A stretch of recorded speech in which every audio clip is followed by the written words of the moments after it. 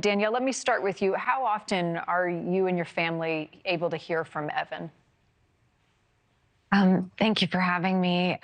We are exchanging letters about once a week. So we send him one once a week and get one from him. And those are just a lifeline. Supports him and us. I'm sure they are. What is he able to share knowing that Russian authorities are reading every word he writes?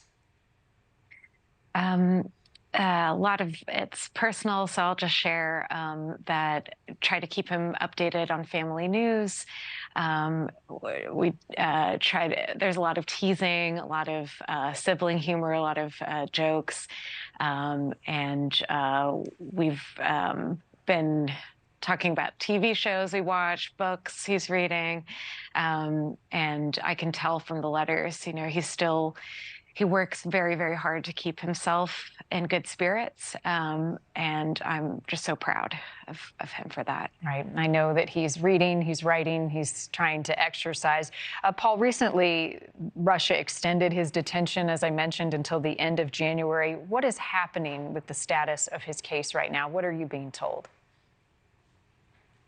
That extension runs to the end of January, as you mentioned. They can keep extending that pretrial detention up to a year and potentially beyond. The system is pretty flexible, as you'd imagine. So we are just hopeful that the U.S.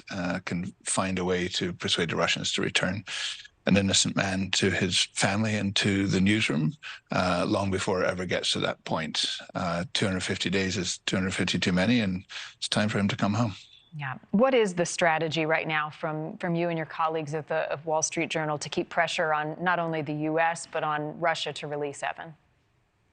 So we view our job in this as really to create a landscape on which the government-to-government negotiations can take place. So that involves, first of all, making sure that Evan is okay, making sure that his family and friends are supported, and creating as much public awareness as we can. We'd be very grateful if people would take a minute to save a seat at their holiday table this holiday season. That's an especially poignant moment, obviously.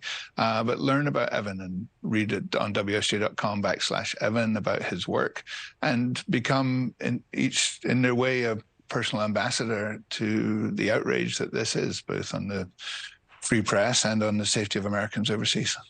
Danielle, before your brother was arrested, how long had he been in Russia? I believe it was about 7 years. He was there since he took a job at the Moscow Times in 2017. And Paul, tell us about the work that he was doing, the stories he was writing.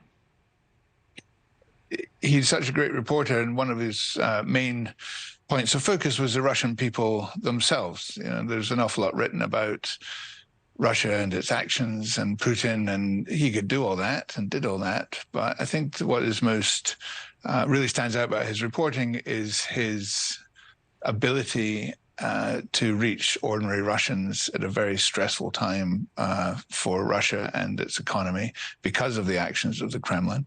And his interest and his love of the Russian people shine through on that. That might be a story that he did on Russians' parents, receiving the corpses of their children back into Russia from the battlefields of Ukraine.